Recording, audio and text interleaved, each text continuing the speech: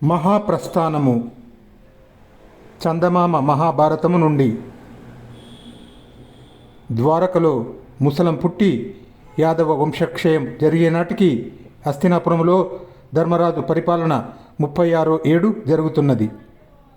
ద్వారకలో కనిపించిన ఉత్పాతాల వంటివి హస్తినాపురంలోనూ కనిపించాయి. గులకరాళ్ళు వర్షించాయి, ఉల్కలు తెగరాలాయి, సూర్యచంద్రులు 3 రంగుల్లో కనిపించారు. ఇంతలోనే దారుకుడు కురుదేశాలకు వచ్చి పాండవులకు జరిగినదంతా చెప్పాడు. కృష్ణుడితో సహా యాదవ వంశమంతా నిర్మూలం అయిందంటే పాండవులు నమ్మలేకపోయారు. ఇప్పుడు ఏమిటి కర్తవ్యమని ధర్మరాజు తన తమ్ములను అడిగాడు. అర్జునుడు తాను ద్వారకకు వెళ్ళి తమ మేనమామ అయిన వసుదేవుణ్ణి చూసి వస్తానని చెప్పి దారుకుడి వెంట రథములో బయలుదేరి వెళ్ళాడు. ద్వారకా నగరం వైదవ్యం సంప్రాప్తించిన స్త్రీలాగా ఉన్నది. అర్జునుడిని చూడగానే అంతఃపుర స్త్రీలందరూ గొల్లున ఏడ్చారు. సత్యభామ, రుక్మిణి అర్జునుడికి నమస్కారం చేసి కూర్చోమని ఆసనం చూపించారు. కానీ వారేమీ అనలేకపోయారు. ఆ స్త్రీలను చూడటానికే అర్జునుడికి భయం వేసింది.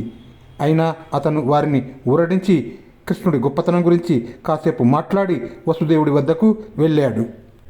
వసుదేవుడు శోకంతో మంచం పట్టి ఉన్నాడు.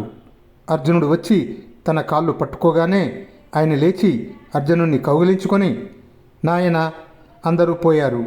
వారి చావు విని కూడా ఇంకా నేను బతికే ఉన్నాను. నీకు సాత్యకి ప్రద్యుమ్నులంటే ఎంతో ప్రేమ. వారి మూలానే ఇంతమంది నశించారు. కృష్ణుడి అభిమానులే ఈ పని చేశారు. యాదవులను కాపాడటానికి కృష్ణుడైనా ఏమీ ప్రయత్నించనే లేదు. ఒకరిని అనేదేమిటి? మునుల శాపం తగిలింది. ఇక నాకు జీవించాలని లేదు. ఆహారం మానేశాను. నీవు వస్తావని, నీ వెంట ద్వారకలో ఉన్నవారిని అందరినీ పంపివేయమని, ఆ తర్వాత ద్వారక సముద్రంలో మునిగిపోతుందని కృష్ణుడు నాతో చెప్పి ఎటో వెళ్ళిపోయాడు. కనుక కృష్ణుడు చెప్పిన ప్రకారం చెయ్యి అన్నాడు వసుదేవుడు. అర్జునుడు మంత్రులతోనూ బ్రాహ్మణులతోనూ సభ చేసి, స్త్రీ జనాన్ని ప్రయాణానికి సిద్ధం చేయించండి. యువరాజైన వజ్రుణ్ణి కూడా నా వెంట తీసుకుపోతాను. రత్నాలు మొదలైన వాటిని కూడా పోగు చేయండి. ఇంకా 7 రోజులకు ద్వారక సముద్రంలో మునిగిపోతుంది. అందరూ ప్రయాణాలు కండి, ఆలస్యం చేయవద్దు అని చెప్పాడు. అర్జునుడు ఆ రాత్రి అక్కడే గడిపాడు. మర్నాడు వసుదేవుడు యోగ సమాధిలో ప్రాణాలు విడిచిపెట్టాడు. వసుదేవుడికి ప్రియమైన చోటనే ఆయనకు దహన క్రియలు జరిగాయి. ఆయనతో పాటు ఆయన భార్యలు దేవకి, భద్ర, రోహిణి, మదిర సహగమనం చేశారు. వజ్రుడు మొదలైన యాదవ కుమారులు ఆయనకు జలతర్పణాలు విడిచారు. తర్వాత అర్జునుడు యాదవులు చచ్చిన ప్రదేశానికి వెళ్ళాడు. యుద్ధరంగంలో లాగా వారంతా చచ్చిపడి ఉన్నారు. 3 పలకల తుంగ వారి ప్రాణాలు తీసింది. యాదవులకు అందరికీ అర్జునుడు తగిన రీతిగా సంస్కారం చేయించి మనుషుల చేత బలరామకృష్ణుల కళేబరాలు వెతికి తెప్పించాడు. వారి కళేబరాలకు కూడా దహన సంస్కారాదులు చేయించి అర్జునుడు 7వ రోజున హస్తినాపురానికి తిరుగు ప్రయాణం సాగించాడు. గుర్రాలు, ఎద్దులు, గాడిదలు, ఒంటెలు కట్టిన రథాలు బయలుదేరాయి. యాదవ స్త్రీలు అర్జునుడి వెంట కదిలారు. వృద్ధులు, పిల్లలు ఒక గుంపుగా నడిచారు.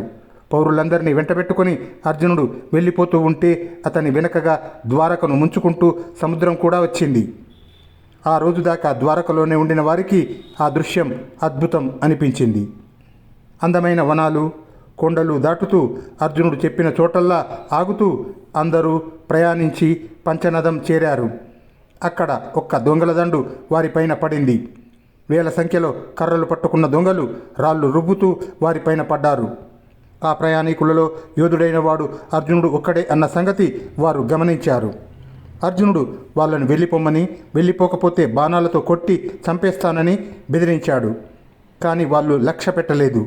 అర్జునుడు గాంధీవాన్ని ఎక్కుపెట్టడానికి ప్రయత్నించాడు. ఆ పని చాలా కష్టం అనిపించింది. ఎలాగో బాణం ఎక్కుపెట్టి అస్త్రాలను స్మరించగా ఒక్కటి కూడా జ్ఞాపకం రాలేదు. అతను తన అశక్తతకు సిగ్గుపడిపోతూ మామూలు బాణాలతో కొందరు దొంగలను చంపాడు. కానీ బాణాలు అయిపోయాయి. అర్జునుడు చూస్తూ ఉండగానే దొంగల ముఠ యాదవ స్త్రీలను ఎత్తుకొని వెళ్ళిపోయారు. ఈ విధంగా తీరని పరాభవాన్ని పొంది అర్జునుడు మిగిలిన యాదవులను ధనాన్ని వెంటబెట్టుకొని హస్తినాపురం చేరుకున్నాడు.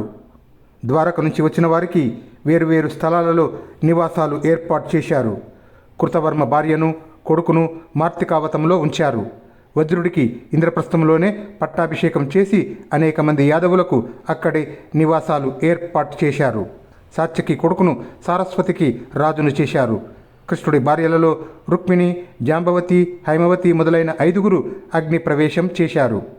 సత్యభామ మిగిలిన వాళ్ళు తపస్సు చేసుకోవటానికి హిమాలయాలను దాటి కలాప అనే గ్రామాన్ని చేరారు. తన వెంట తెచ్చిన యాదవులను అందరినీ ఆయా స్థలాలలో ఉంచి అర్జునుడు వ్యాసమహాముని ఆశ్రమానికి వెళ్ళి ఆయనకు తన పేరు చెప్పుకొని నమస్కారం చేశాడు. ఆయన అర్జునుణ్ణి క్షేమమడిగి కూర్చోమని అతని విషాద స్థితిని గమనించి అందుకు కారణం ఏమిటని అడిగాడు. అప్పుడు అర్జునుడు ఆయనతో, మహాత్మా, కృష్ణ బలరాములు చనిపోయారు. యాదవులందరూ ఒకరిని ఒకరు హత్య చేసుకున్నారు. కృష్ణుడు లేకుండా నేను ఎలా బ్రతకటం? అతను నా రథం నొగల మీద కూర్చొని నా చేత యుద్ధాన్ని చేయించటం ఇంకా కళ్ళకు కట్టినట్టే ఉంది. అది అలా ఉండగా నా శక్తి అంతా చచ్చింది. అస్త్రాలన్నీ పోయాయి. దొంగలు నా కళ్ళ ఎదుటే యాదవ కాంతలను తీసుకుపోతూ ఉంటే ఏమీ చేయలేని వాణ్ణి అయ్యాను. ఇక నా కర్తవ్యం ఏమిటో సెలవీయండి అన్నాడు. నాయనా, కాలం ఇలాంటి మార్పులు తెస్తుంది. కృష్ణుడు వచ్చిన పని అయిపోయింది, వెళ్ళిపోయాడు. నీ అస్త్రాలు అలాగే పని ముగించి వెళ్ళిపోయాయి. మీరు కూడా ఉత్తమ గతి చేరటానికి సమయం ఆసన్నమైంది. అందుచేత నీవు చింతించవలసిన పని లేదు అని వ్యాసుడు అర్జునుడికి కాల ప్రభావం గురించి బోధించి పంపేశాడు. అర్జునుడు హస్తినాపురానికి తిరిగి వచ్చాడు.